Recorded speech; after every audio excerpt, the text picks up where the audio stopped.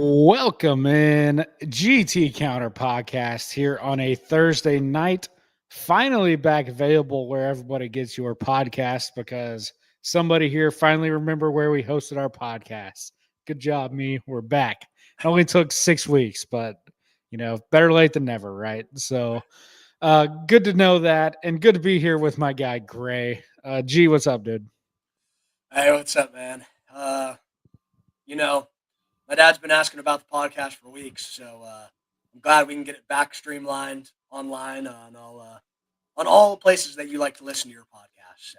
So that's good news. Yeah, nobody's ever confused us with a professional operation here, and it'd be things like that a true professional would never forget. But who is not a true professional? That'd be me. So we forget these types of things. But you know what? It's okay. It's okay because we're gonna get there. We're gonna get it fixed, just like maybe Arch Manning and just like maybe James Franklin. Bad week last week for those couple of guys. Well, mainly Sark for Texas. Well, let's start Penn State. They lose on the road at UCLA as 4 touchdown favorites. I can't believe it. I really, really can't. So, little game James loses a little game for once. What were you thinking as you saw that go down? It's just, I mean, I would love to say that I was surprised, but when I saw the score at half, I really wasn't. You lose to Oregon the week before, you come in, you're feeling it out. You're playing a team that's 0-4, uh, new offensive coordinator that gets carried off the field like he's Rudy Rudiger. It's just, classic stuff from this Penn State team. I mean, little game James, man. He's not it. He can't get it done. And Penn State, they deserve better. They do. They do. And the ironic part about this game is that Drew Aller, who was the whipping boy of the Oregon loss, like Aller I thought was actually pretty good in this game. Like it was not him that was the problem. It was a defense. It was I mean, golly, man. You give up 42 points to this team and who I don't know if they'd scored 42 points the entire year before that game. Like they lose at home to New Mexico by 25. They lose to Utah by 30. They lose to UNLV. And yet Penn State comes into the half empty Rose Bowl and UCLA beats them. I just truly ridiculous stuff. I don't get it at all.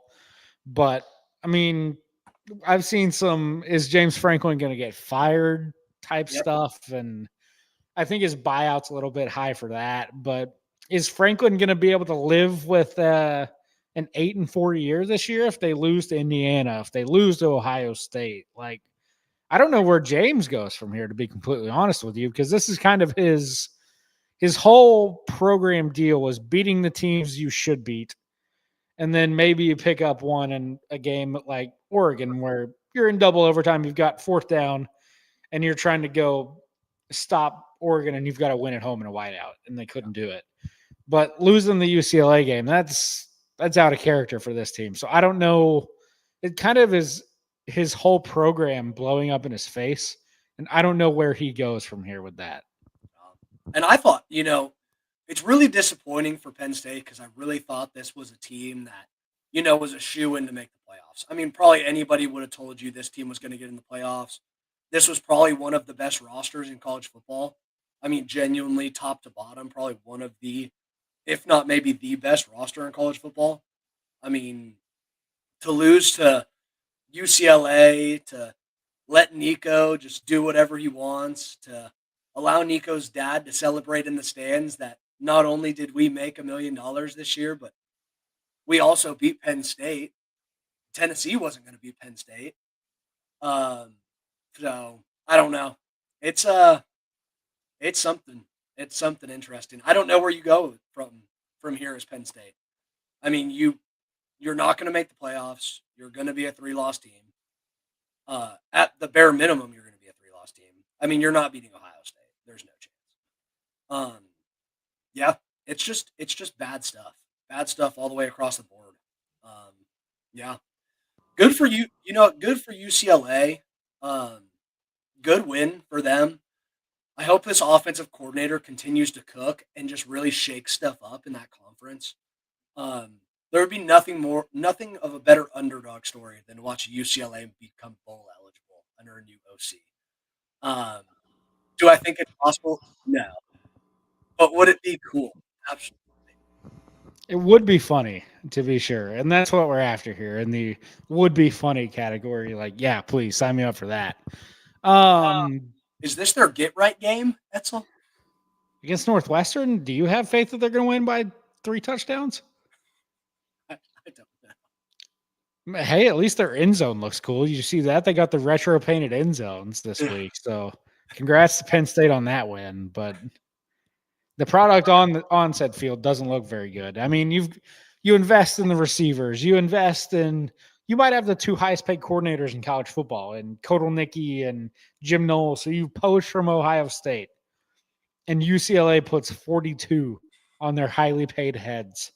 It just doesn't make any sense. Shout out to Jerry Neuheisel, son of Rick, who used to be the coach out there way back in the day.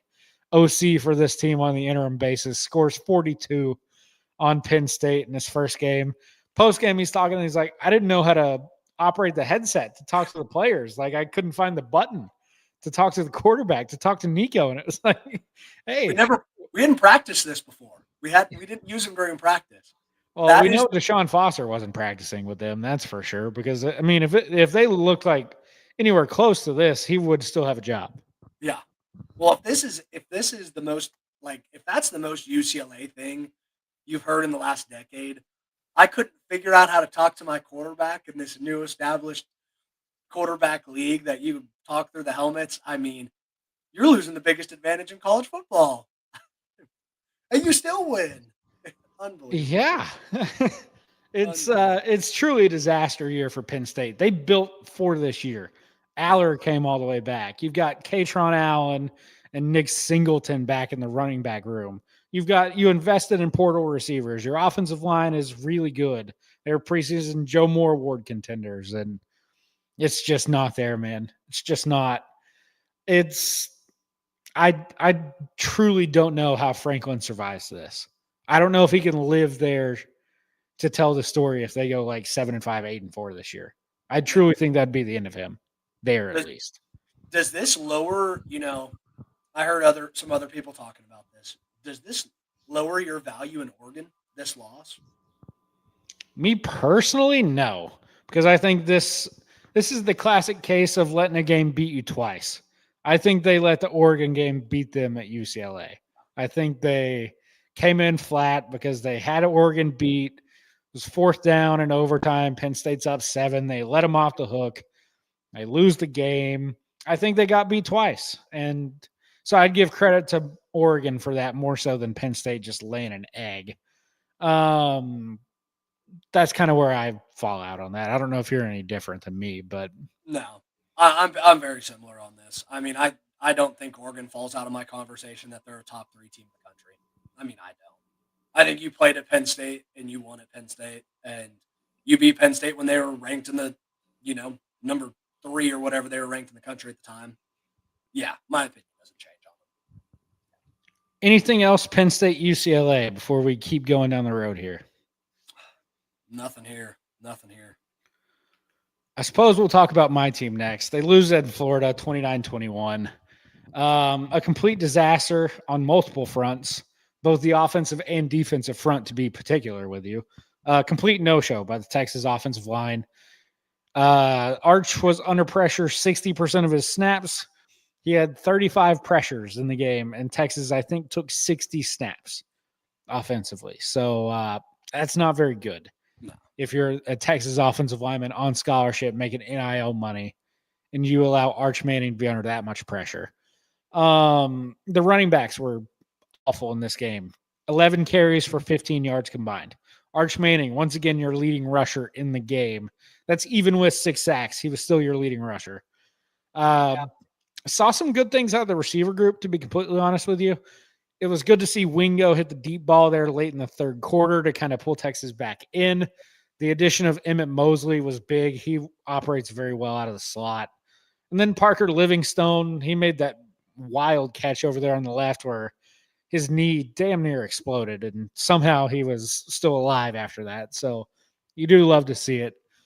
But the main issue is not Arch. It's the Texas offensive line, at least for Texas's offensive issues. It's just you got to show a sense of pride, man. You're a scholarship player at the University of Texas making millions of dollars. Can we please be a man, go make a play? Texas had their left guard, I believe, Nick Brooks. He's a true freshman. He might be a pretty good player down the road. But in this game on PFF, he had a pass blocking grade of 0.0. I didn't know that was possible to grade out at a 0.0. Yeah, that's pretty unbelievable. That is. Yeah, it's a film session with Dustin Hayda and asking if Hunter Jones blocked anybody today. It's unbelievable. That's just truly bad stuff. And then you flip it around Texas defense. Florida runs for 160 yards on you, have almost 500 yards of offense. Granted, I would be willing to give Texas's defense a bit of a break here. They got a couple of injuries there that were big. Manny Muhammad was out. He's their stud corner. And conversely, Dallas Wilson, first game, true freshman, 6 catches for over 100 yards and 2 touchdowns. If you've got your best corner available, does that happen? Maybe not. But still, obviously the Florida offense dove into itself during the bye week, fixed some things, and they were really impressive, man. And Dallas Wilson is 6'3", 210 pounds, and runs 4.4. The kid's a problem. Yeah, he's built like Jeremiah Smith. Yeah, he's going to be an issue. Genuinely. And I don't know if Florida's going to play like that consistently because it was a home run spot off a bye with Billy on a hot seat, and you get Lagway a little bit more healthy. You get Dallas Wilson back. Maybe they don't pull that card out anymore, but the fact of the know that it's in there still, Florida hasn't played like a top 10 team yet this year. We can all agree with that. They were 1-3 going into the game, and they lost to USF at home, which is inexcusable, no matter how you cut it. But if DJ Lagway doesn't throw 5 picks against LSU, they win that game in LSU. Yeah. It was a 1-score game against Miami in the fourth quarter, and Florida's got the ball. Granted, they allowed a couple of late touchdowns there, but again, it's a 6-point game with less than 15 minutes left to play, and Florida has the ball. There's a top 10 to 15 team in there. You saw it last Saturday. And yeah, Texas is rightfully getting crapped all over. Granted, they didn't lose as 25-point favorites. They were only favored by 4. But Florida was top 15 preseason in the AP poll for a reason because they got the talent there, and it showed up on Saturday. So impressive win for Florida. I thought Texas would win the game, but it turned out to be, once Texas gets down 10-0 and then it's 19-7 after a safety, you're just might not be the day, and it turned out to not be. So kudos to Florida, man. That's a dangerous team if they keep playing that way. Yeah, no, I completely agree. And Sark came out, and I don't know what it is with the press conference people right now, but they're just extremely negative all the time. It doesn't matter win, lose, beat somebody by 50. They're just all about the negative. And yeah, it's sad, but Sark came out and he was like, how many other teams would want to play in the swamp or at the shoe? How many other teams in the country want to play at the swamp or at the shoe? Nobody. Nobody wakes up on a Saturday and is like, I can't wait to play in Columbus. I can't wait to play in the swamp today. Yeah, no. Nobody says that. And I get it, but you're also University of Texas. Don't be that soft. Yeah. Don't cope that hard. Yeah, You'll win the games. Yeah, no, I totally agree, but I don't think this game is an eliminator for Texas. I don't think this is an eliminating factor. I think if you win a lot of games on the stretch down, you can still get into the SEC championship. You can still get to the playoffs. This is not a limiter.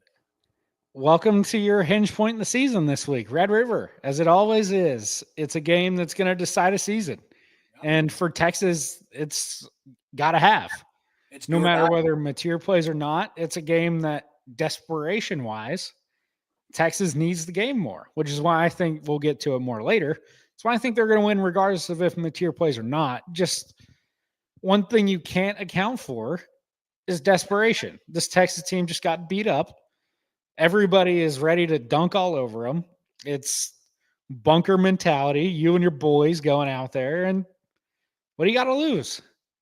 I think Texas pulls one out this week. So, but one of the other talking points that just pissed me clean off was there's so many of the arch naysayers and the arch like he's so bad. Like, did you see there was an article in like the Athletic or the New York Times that was like calling Arch the biggest flop in college football history? It's like, Yeah. come on, guys. I mean, this is my deal. Is Arch NFL material right now? No, definitely not. He's going to come back and play next year. He might come back and play the year after that. And if that's the case, in 2 years from now, Arch is probably going to be the first round draft pick. I mean, he is. You don't just wake up one morning and become the best quarterback in the world in college football when you play 2A football. I mean, you just don't. It's a completely different speed, and he's got to adjust to it, and he's going to adjust to it. It's just a matter of time. I don't think he played bad. I really don't think he played that bad in this game. I was really impressed with how he played against Florida, to be completely honest with you. Like, some of the throws he made under pressure, there was one to DeAndre Moore. He steps up in the pocket because he gets pressure from tight end, running back, their defensive end. They can't hold a block, obviously. So Arch steps up in the pocket. Center, left guard are getting beat all day. So he steps up into that pressure and just delivers an absolute seed to DeAndre Moore on the left side of the field for a first down. It's gaining like 19 yards. That was a throw that the Arch Manning who went and played at Ohio State is not making. No. That was a throw that the Arch Manning who played against UTEP is not making. But that's a throw that guy in that environment under that pressure goes and throws. Was he perfect? Like you said, no, he wasn't. He was, and granted, towards the end of the game, a lot of it was bombs over Baghdad balls. He was just trying to air it out and score 15 points on one play, which is obviously something he's got to learn from. But when you look at some of the throws he made over the course of the game, you can see why people in that building and people like me still believe that kid's going to be just fine. And honestly, wouldn't be all that shocked. Granted, OU is a good defense. They have a nasty defensive front. It's probably going to abuse this Texas offensive line again. Wouldn't be all that surprised if Arch plays another great game this weekend. You can start to see it. He's starting to get a little more comfortable. He's stepping up in the pressure, in the pocket. Against Florida, he wasn't quick to escape. He stepped up in the pocket, actually delivered some balls. So you can see development, man. You just got to give him time. Give him time, and he's going to be, I guarantee you, a year from now, I might clip this just so I can save it for future reference. This time next year, going into Red River, completely different discussion about the Texas quarterback. Yeah, no, 100%. I completely agree with you. I think Arch is going to get there. Right now, he's getting so much hate because his name is Manning. Everybody's like, if his last name was Johnson, he wouldn't even be at UT. And I mean, he's a good player. It's just, I don't know. That's just how it is. If you're famous, people hate you. Everybody hates you. It just is what it is. It's the same hate. It's the same hate Travis Hunter got. I mean, it just is what it is. Same hate that everybody gets. I mean, same hate Notre Dame gets every week. They hate us because they hate us. Exactly. And like the whole biggest flop thing was just so stupid. It's like, remember DJU? That kid was in more commercials than just about anybody at the time. And that guy was garbage. Had one good year at Clemson, and that's it. He played in one big game. He had one big game against Notre Dame. They lost in a double overtime, and everybody was like, this is our dude. We've got a dude after Trevor Lawrence leaves. We have a guy. And he was good in that year, in COVID year, when there were no fans in the stands. He's not a pressure player, not a big-time moment guy. It's just so short. So that author, apparently, there were some people who dug into stuff he's written, and he's just a clickbait guy. So we're just going to rinse that and act like it didn't exist. If he was on the New York Times, he probably clickbaited my walk ball video, I'm sure. That's why Probably. In All-time fairness, football. who hasn't clickbaited that video? Yeah, somebody send me some cash. I want compensation. We need royalties off of that. Yes. Oh, jeez. Anything else from last week before we kind of move this ship down to a big weekend this weekend? You know, uh, ACC officiating is at an all-time bad right now. Um, I don't know what we need to do. The officiating got out of hand in South Bend last week, and it was just bad. 250 plus yards and penalties, 27 flags thrown on the field. It seemed at a point in time in that third quarter where there wasn't a snap that a flag got thrown. It was just gross. I'm sure the fans sitting there were just screaming, "Let the people play!" I mean, it was like a 5.5 hour game. Unbelievable. Nobody showed up to watch the refs just throw laundry on the field all day. Just bad stuff. Just bad stuff. Late hits that are, I mean, outrageous late hits where dudes are like stepping out of bounds and getting tackled at the same time. Um, uh, roughing the passer penalty, all sorts of just junk, dude. Just crap that shouldn't be called. It's just bad. Just bad. So, Yeah, just ACC refs, ACC in general. We got to be better, man. The ACC is disaster of conference. You guys have what? NC State coming to touchdown Jesus this weekend? 22.5 point favorites.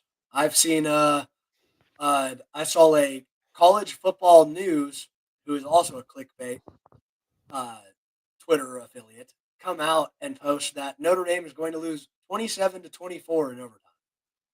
I said, have you watched NC State's defense play a snap this year? You think they're only going to let up 24 points? I mean, come on. I'm still disappointed in your boys for only scoring 28 last week. I mean, Uh, what happened to our team total overs? we had 150 yards and penalties, and I think half of those were on offense. I mean, and honestly, we had so many pass interference penalties. Boy, it's a miracle Boise State didn't score 100 points because it felt like they didn't move the ball at all, and they were only moving the ball 15 yards at a time. One personal foul at a time. One personal foul at a time. It was just bad stuff. I know there was penalties on both sides, but as a Notre Dame fan watching, it felt like we were getting called. Even though I know we had the same amount of penalties, it was like 14 and 13, but still. It's an eye test part of it though. People forget about the eye test. It's about how you feel watching the game. Yes, I mean, I'll tell you my biggest takeaway from the game is if you're a opposing team playing Notre Dame and you throw the ball at Leonard Moore, you're certifiably insane.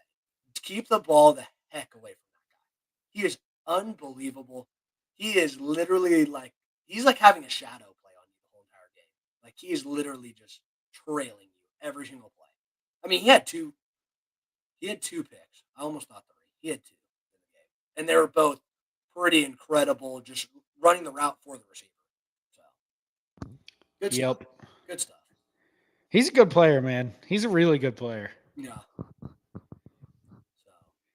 So Other congrats go to Alabama for not losing to Vanderbilt this year. Congrats to them. Big bad Bama finally beats little old Vanderbilt. You got to give them credit for that, I guess. Although that late touchdown at the end to cover was kind of scummy, but I appreciated it as a Bama backer. So many thanks to Kalen DeBoer for that one.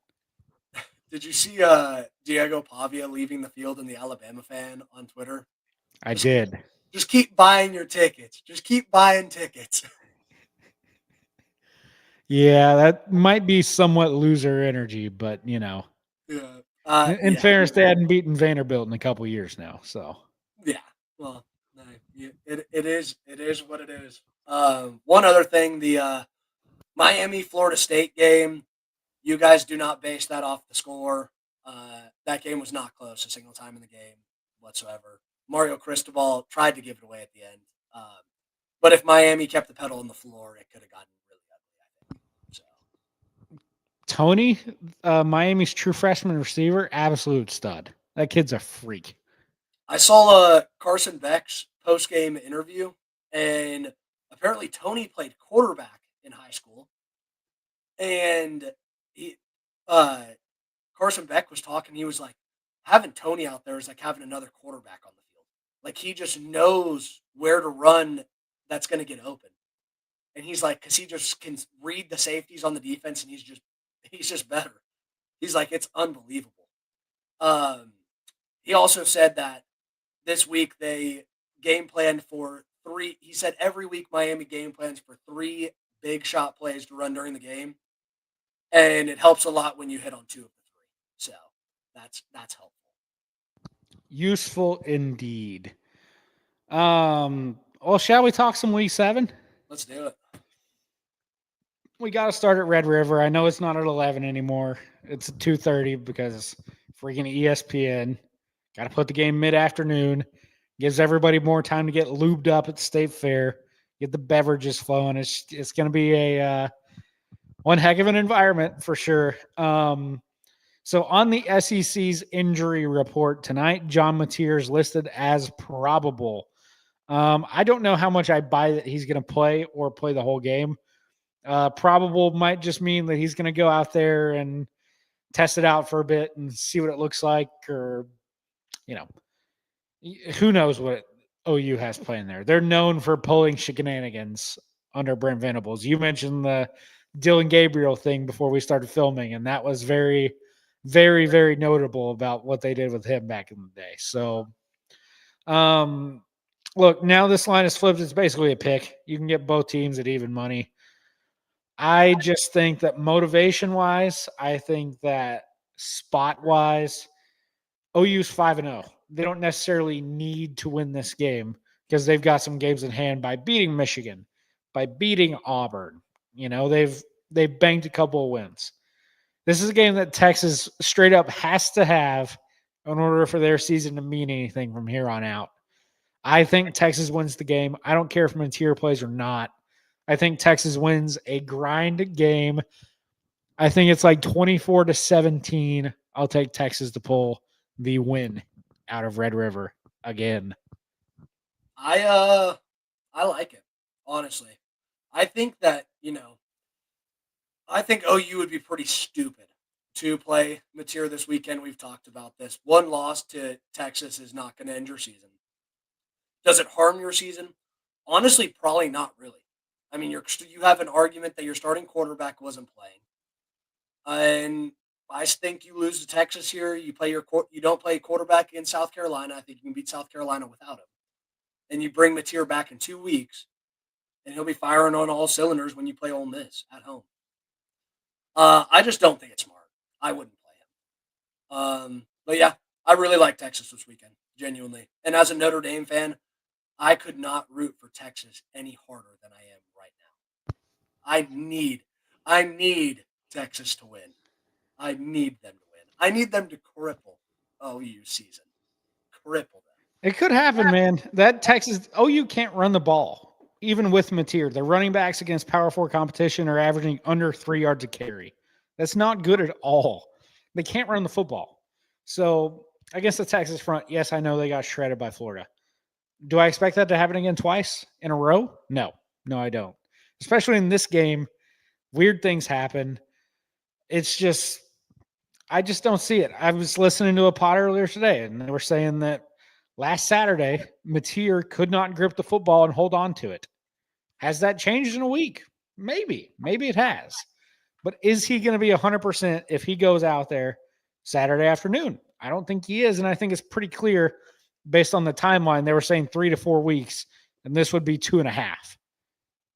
I just don't think he's ready. So whether he plays or not, give me Texas.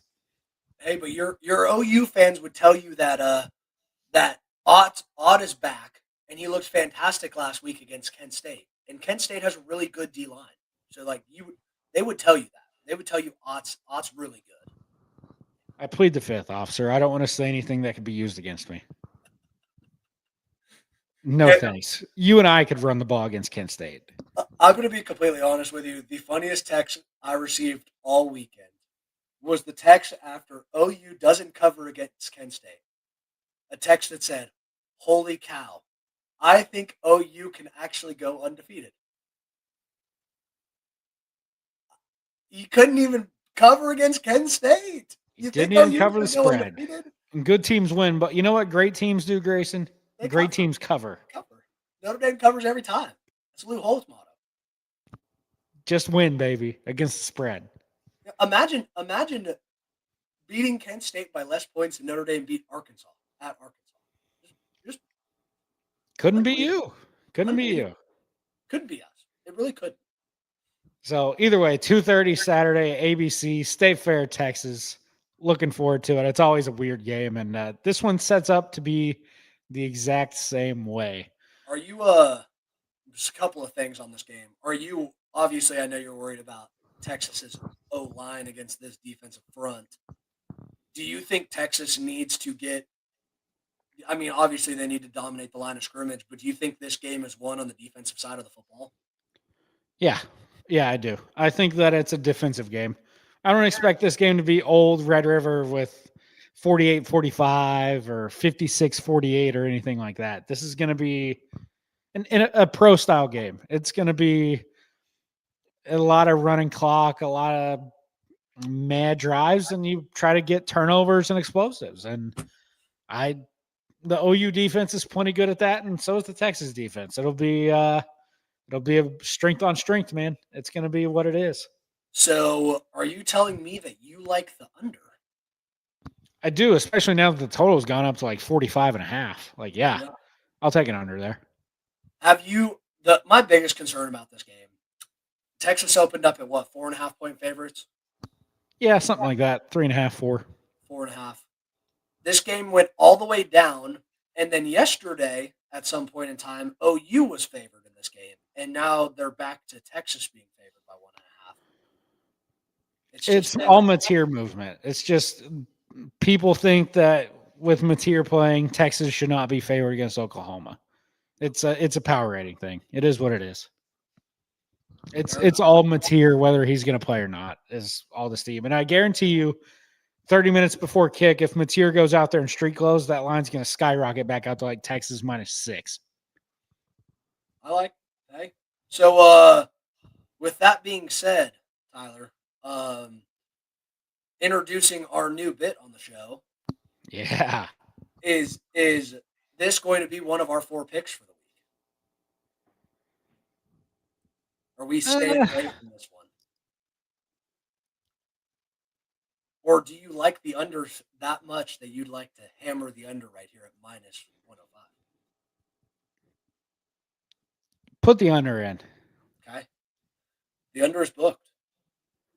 All right. Because I've got some other sides that I like that we can get ridiculous with. Good. Speaking of one of those games, Friday night in Denton, Texas might be the best game of the weekend. We've got South Florida coming to Denton to face North Texas. 4-1 against 5-0. This game, USF is a 1.5 underdog, somewhere along those lines. Pretty even spread. Over under 66.5 points galore. UNT hasn't really played anybody yet. That's the argument for why they are vulnerable here, I guess. This is the first sellout in UNT history at this new stadium they built several years ago at this point. It's been around for as long as I can remember driving up there. Yeah. But it's going to be a packed house. ESPN's in town. Biggest game of their season, maybe in recent program history at least. 100%. Both offenses are absolute machines. You've got USF, Byron Brown, that offensive line, those receivers.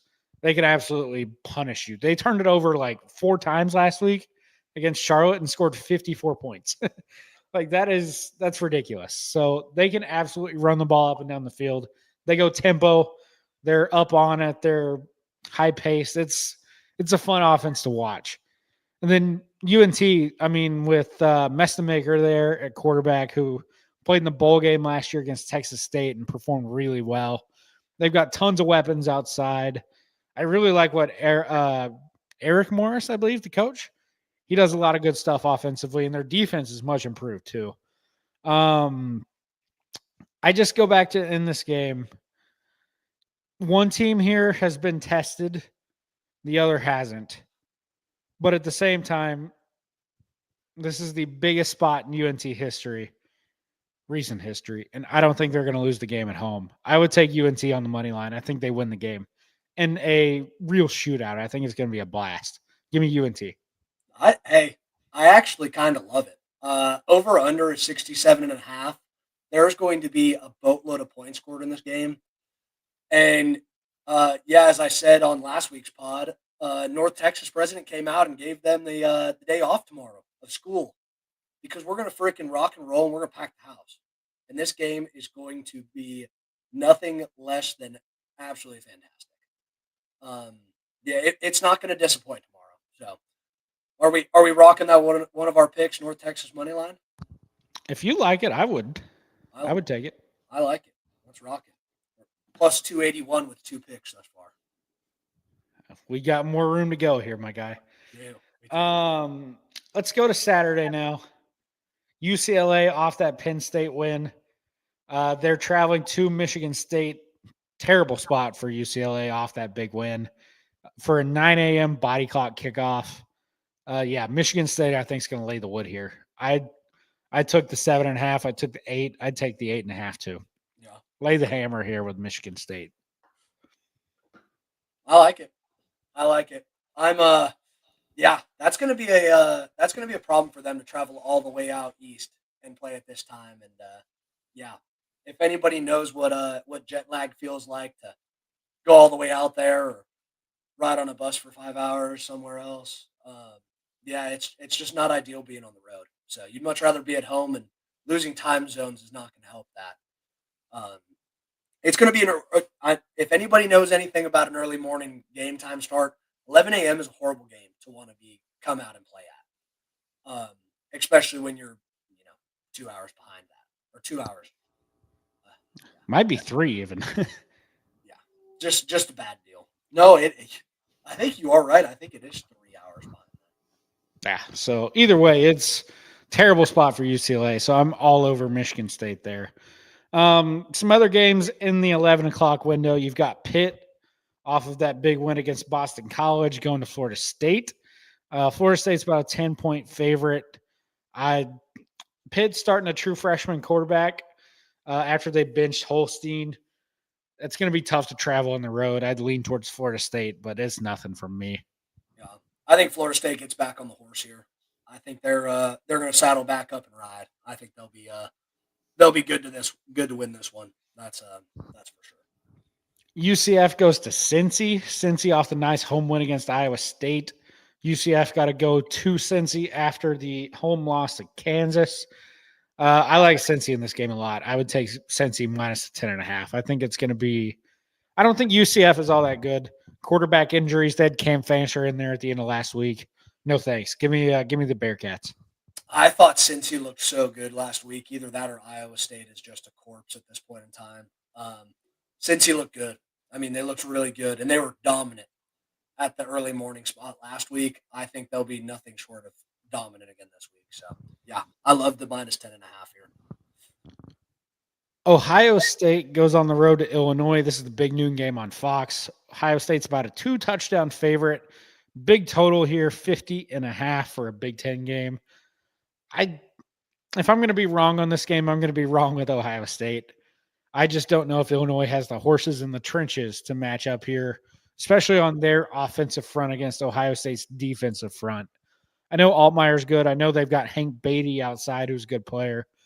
I just don't know if they've got the guys there. So I would lean towards Ohio State, but officially I'm not going to take it. I love the under in this game at 50.5. I don't think Luke Altmaier is going to have the guns to be able to do really much at all in this game against Ohio State's defense.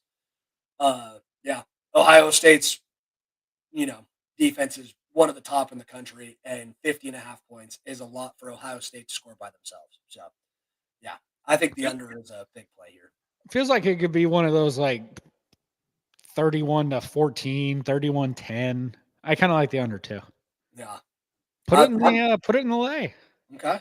I'm good with the under there. Bama goes to Missouri. Bama 3-point road favorites after winning at home against Vandy last week. after beating Georgia the week before on the road. Missouri, all this time, has been sitting on a bye week. I kind of think Missouri wins this game. Just have a sneaky feeling about it. This is a scary game for Bama. It really is. This line is dangerous. 3.5 is a dangerous line for this team. Yeah, I'd be worried. Mizzou has looked really good. Mizzou has looked pretty good. So I don't know if I'm touching this game at all, Etzel, but if I was to lean one way or the other, I think Mizzou plus 3.5 would probably be pretty fair. I think that if Bama wins, it's really close. Yeah, I mean, I don't know if I'll take it myself, but it just feels like it's one of those games where I just got a feeling. It's like it's a scary spot. I know it. I know my biggest problem is that if it was going to hit, I know you'd take it. So that's why that's what I'm worried about. Last week you said Cincy was going to dominate, and sure as heck they came out and they just laid the wood down. So if you're not saying Missouri's laying the wood down, they're going to lose. I'm just saying. I can't argue with you there. Can't argue. Indiana goes to Oregon. Oregon's about a 7.5 point favorite. Totals come up a bit. It's 54.5, 55. If I'm going to be wrong on this one, I'm going to be wrong with Oregon. I don't think Indiana, when they play good quality competition, historically with Signetti there, they haven't played up to it. You think last year the Ohio State game wasn't close. You think the Notre Dame game in the playoff, it wasn't close. This is another game, tough environment where they're playing top-level competition. I just think we're giving Indiana too much credit. I'd lay it with Oregon. So my only things on this game are that I think Indiana was so bad against good competition last year because they could not match up in the trenches at all. I think Indiana hit the portal really hard this past offseason. I think Indiana has offensive linemen good enough to block Oregon's D-line. I think Indiana has a D-line good enough to rush the passer. But can Indiana cover? Can they cover to carry in more? I mean, you get D'Angelo Pons. He's supposed to be the Hoosiers' number one dude, but can he cover him? That to me is where this game lies, is can they cover and can they make Dante Moore feel uncomfortable during the game? Because if you let him sit back there all day long, the receivers are going to get open, and it's not going to be close. Yeah. I do like the fact that Indiana, yes, their offensive line's better, but it also helps a lot that Mendoza's mobile. He can get out of the pocket. He can move around. Last year, Indiana's quarterback was just a grade A pocket passer that could not move. So Mendoza being back there, who's probably an NFL talent, is going to be, it's going to be helpful for them in this game. That's definite. But favorite play for me is the over here. I'd take it. I think winner of this game's in the 30s, so I'd take the over. Hey, I actually really like that. I do really like that. The only thing that really worries me, though, Ed, is you take a look at Indiana, Iowa, and you think in your head, man, maybe Indiana's just not very good at all. So, I don't know. There's an inkling in the back of my mind that wants me to believe that Indiana has some sort of life in this game. There's also an inkling in my mind that Oregon beats them by 40. So, it's one or the other, though. There are two wolves inside of you, and you must pick one there. I don't know what I'm going to do. I don't know if I'll do either. I might just take the over and just cop out. There we go. There we go. It's easier. Nebraska goes to Maryland. Nebraska is a 6.5 point road favorite. Maryland had that game won last week against Washington. Blew a 20-point second half lead. I wonder where their head's at. I know Malik Washington's a stud, but his receivers aren't helping him out at all. They lead the country in drops. And this Nebraska team is much better than they were last year, I think. And I wouldn't lay it. So it's going to be nothing for me, but just going to be an interesting game to see. I think if I was to go with one way or the other in this game, I think that Maryland could lay that 6.5. I mean, I'm not big on Nebraska. I just can't be. I watch too much Cover 3 podcasts to be big on Nebraska. That's my problem. They are the premier Dylan Raiola haters. He just wants to be Patrick Mahomes so bad, dude. He just does. He just throws the ball sidearm, doesn't really try. Doesn't throw it downfield, just checks it down. Check down after check down. I wouldn't be surprised I would if I could be ballsy here and I could take Maryland to win this game outright, but I'm not going to. But I could be ballsy. Okay. Iowa State goes to Colorado. Iowa State's still without their two corners. They're gone for the year. Colorado has not been very good. They were in that game against TCU last week. More on them later. I just have no idea what to do with this game. No thanks. It's 2.5. Iowa State favored. I want nothing to do with it. I don't even like the over/under in this either because this game could be an absolute shootout and it could be a crap burger of 0 points. So, yeah, just put it on Cartoon Network and move on. It's a good line, and I will not touch it for that reason. Vegas did a good job. Yeah. A game I do like. TCU goes to Kansas State. TCU is a slim 1.5 point favorite on the road. K-State showed some fight last week against Baylor. Kind of got jobbed there with the refs. They had a long touchdown that got whistled dead because the dude got his helmet ripped off and it was a face mask. So they had the penalty there. They blew the play dead and instead of scoring the touchdown, only was a field goal. They end up losing the game by 1. This Kansas State team still has some fight. This TCU team was not impressive last week against Colorado at home. Could have easily lost that game. I think K-State pulls an upset here. Give me the Kitty Cats at home against TCU. I don't know what to tell you. That's all. I wouldn't touch this game at all. Got to be bold sometimes, my friend. If I was going to be bold, I would take TCU money line. I think Kansas State is horrible. The Big 12 is a detriment of a conference in itself right now, and maybe that has to do with that every team in the conference is extremely mediocre and they're at the same exact level, so everybody looks bad. But yeah, if I was to do anything, I would go with my boy Josh Hoover. They might have a furry convention in Kansas State this weekend, and that would really get the boys going. So they have a chance. I know it's fake, but I have to bring it up every time. I love it. You got to lean into the bit, and he should too. Are you ready for my favorite play of the week? Talk to me. It's kind of a sick one. Old Dominion minus 14.5 on the road at Marshall. Marshall is terrible, and Old Dominion might very well win the Sun Belt. I would lay the points here. I think Old Dom wins probably 20 plus. We can lay this one. I'm in agreement with you. Put it in. We're laying it. $1 to win $12.89, ladies and gentlemen. Big cash spenders. There we go. Lock it in. Lock it in, fellas. Some other games. We've got NC State at Notre Dame, 2:30 on Peacock, premium cock. There for you, behind the paywall. If a tree falls in the forest but nobody's there to hear it, doesn't make a sound. That's what this game is.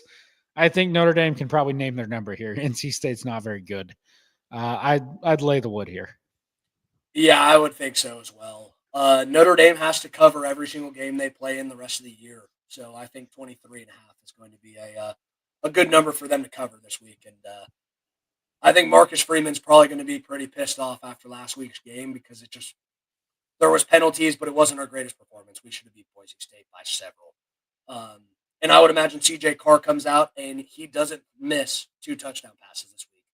He's going to be next to perfect this week. He's going to be beating himself up last week. So, yeah. Yep. Arkansas goes to Tennessee. Another game I'm interested in laying the wood here. I think Tennessee team total over, game total over. Tennessee minus 12.5. I don't think this game's all that close. I think Tennessee wouldn't be all that surprising if Tennessee scored like 45 or 50. Arkansas better hope they score every time they have the ball in their hands because their defense is genuinely horrible. And in Rocky Top, it's going to be a problem. Joey Aguilar is going to do whatever he wants to do against this team. And if any of you guys watch the Notre Dame Arkansas game, Arkansas's secondary is bad and their defensive line is just as bad. So defensively, they are a void, genuinely. Yeah. How many points? I think Tennessee could potentially come close to covering this line by themselves at 68. Wouldn't be crazy. We go from that game, which is a total of almost 70, to the lowest total of the year so far. Iowa at Wisconsin is 36.5. Iowa's a field goal favorite on the road. Is this Wisconsin team dead? Is the question I'm wondering. I think they might be. They're terrible. And yeah, I mean, wondering who the new head coach of Wisconsin is going to be next year, because this team is detrimentally bad. Yep. Yeah, I would take Iowa there, but whoa, what an ugly game. I guarantee you I will not watch that game. I will not put myself through that after Red River. No, thank you. You're telling me you would rather watch the Florida Texas A&M game than Iowa Wisconsin? Just a little bit, yeah. That's We're rooting for the Meteor in Florida and Texas A&M, though. Now, yeah. Oh, gosh. There's a lot of good games at night, so that probably – I don't even know if the Iowa-Wisconsin game is going to be on TV for anybody to watch. It will not be in my quad box. It looks like it's an FS1 game, so yeah, out of sight, out of mind. Yeah. Florida at Texas A&M. This is an ESPN game at 6 o'clock. Texas A&M is 7.5-point favorite. What Florida team shows up? The one that beat Texas down pretty handily, or the one that lost at home to USF? I lean towards getting the team that beat Texas. So I think this game is going to be pretty close. Wouldn't shock me if Florida won. I'd take the 7.5. This game is very interesting to me. Bias Grayson wants Texas A&M to win by a zillion.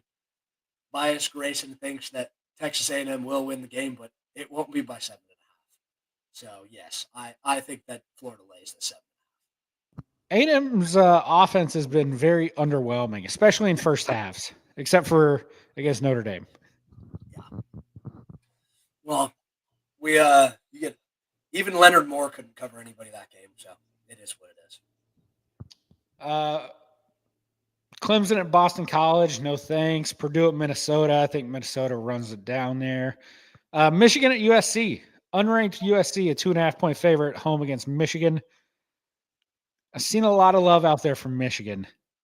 Feels like a game USC must win, or else there's going to be big questions about Lincoln Riley and how things are looking out there in LA. Narratively, I think it sets up. I think USC wins the game, but I am not confident enough in it to put my own money on it. Give me Michigan plus 2.5. I think, honestly, give me Michigan money line. This is a Michigan game where this is as must-win circumstances as you could possibly have as a Michigan team. This is do or die. Win this game, make the playoffs. Lose this game, you're not in. So against a team that probably won't be able to stop them from running football either. Yeah. Yep. So it'll be interesting. But I'll tell you one thing: Michigan is playing with their back against the wall the rest of the year, knowing that they're going to take a loss out of Ohio State. Will they? You know, if you flip a coin 53 times in a row, Ed, it's not always going to land on heads. Okay, sometimes it has to hit tails. True, but what if it's in the coin's head that it hasn't landed on tails in so long, and it tries too hard to land on tails, and it just can't? Sometimes it's got to be red on the roulette board, okay? And then green shows up out of nowhere. And then green shows up. Tied game, nobody makes the playoffs. Sorry. Kansas goes to Texas Tech. This Kansas offense can put some points up on the board. Would not be shocked if this is a close game for a minute. I think Texas Tech wins. Would not be shocked if it's a little closer than people think. This might be Texas Tech's sleepy spot of the season. They are notorious for having a sleepy spot every year, and they've won a lot of big games in a row. And are we going to catch Texas Tech sleeping this week? The oil man that funded their program sure as heck hopes not. But yeah, can oil money snap you awake? That's the real question. I think that Kansas lays this 14.5. Do I think they win? No, but I think they can lay this. Georgia goes to Auburn. This Auburn offense has looked terrible with Jackson Arnold. But Georgia is only a 3.5-point favorite on the road. Night game in Auburn. Scary spot. I think Georgia wins. I am not confident in it. Man, we're always confident in Georgia. Come on. This is an easy lay. This is an easy lay for the boys. Go Dogs. Yes. Who's that coming down the track? Okay. It's a mean machine in red and black. There we go. There we go. South Carolina goes to LSU. These are two very fraudulent teams that I will not spend my night watching. LSU stinks, and I'd love nothing more than to watch them lose to South Carolina. And if there was an opportunity for Lenora Sellers to be Lenora Sellers, it would be at 6:45 on a brisk October Saturday in Baton Rouge. I mean, give me all of it. Give me all of it. I would love South Carolina to win. You calling your shot? You think they're going to win? No, I'm not calling my shot. I thought you were going there. No, I'm not. No. Well, I'll call my shot here. I was low on this Arizona team to start the year. I think they pick off BYU here at home. It's just BYU minus 1.5 at Arizona. I think Arizona picks them off. Fafita's been playing too well. Make this Big 12 conference shambly. This is what we want. We want a weird team like Arizona State to get in. That's what we want. New Mexico, Boise, no thank you. Arizona State goes to Utah. This is one I'm confident in. I'd lay the wood with here with Utah. This Arizona State team, it's kind of skated by. They were down 17-0 to TCU. Coulda, shoulda lost at Baylor. Not all that convinced. Give me Utah, less than a touchdown. I'll lay the number there with the Utes at home. I love that. Yep. I'm all over that one as well, Ed. I'm all over that one.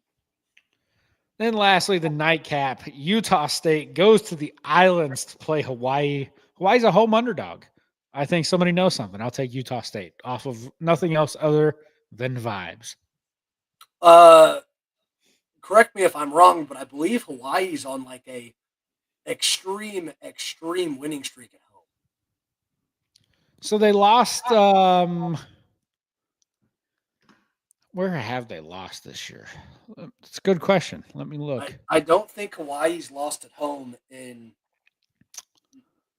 they haven't lost at home this year. They just beat Air Force on the road, which was impressive.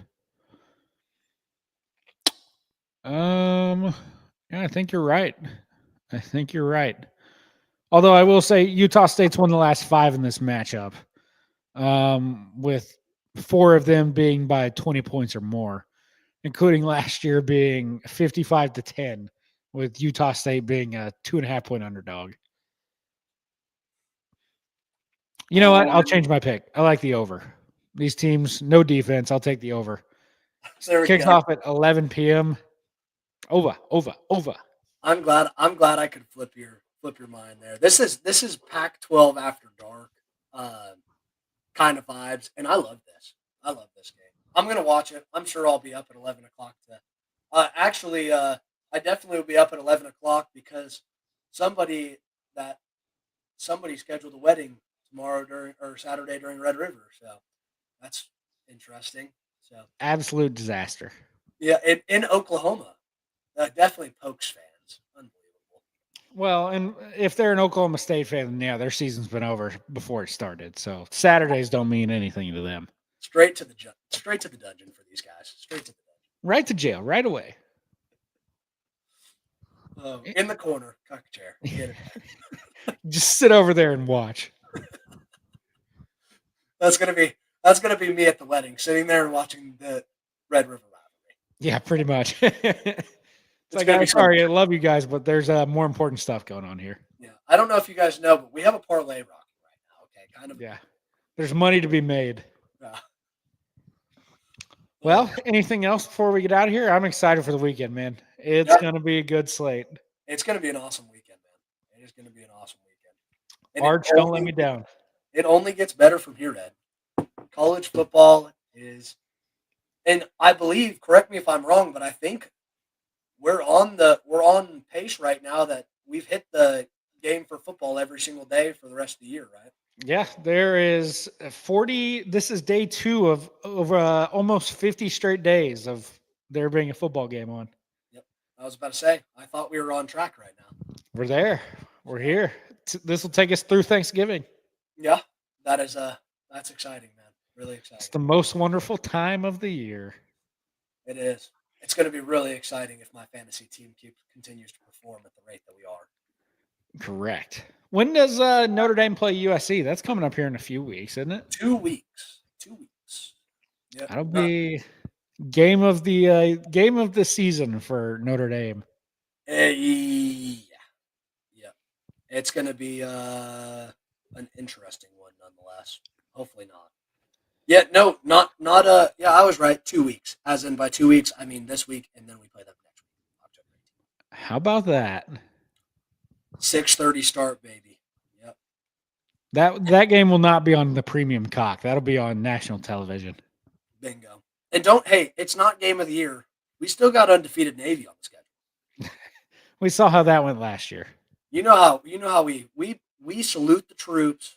Marcus Freeman does not. Marcus Freeman hates the troops. I'm positive of that. He shows no mercy to our troops. No better way of simulating battle than getting no mercy by Marcus Freeman. Oh. I was really, I'm kind of disappointed a little bit in Notre Dame's schedule because I was really excited for the return of Steve Angeli back to South Bend, and we're not going to see it now. In November 22nd, we were supposed to see it, and now we're not. Now you get Ricky Collins. Yeah, just a sad day. So you'll be okay though. Oh, yeah, you'll be okay. I'll be fine. Well, anything else, or are we getting out of here? I think we're good to go. All right. Well, appreciate you guys listening. If you guys do not hear from me after Saturday, just know that Texas lost, and I will be heavily drinking until I no longer feel any pain. So. Go Horns, baby. Don't let me down. You love that. It won't be that bad, but it would be a tough 24 hours. So whole season comes down to one game. Let's do it. Might as well, right? Might as well do it. There's only one way around it. Might as well do it. Exactly. Might as well go through it. So it'll be fun. Appreciate everybody sticking around listening. This will be up on Spotify, Apple, wherever you get your pods. A little pregame listening for you guys. So appreciate it as always. And until next time, peace out.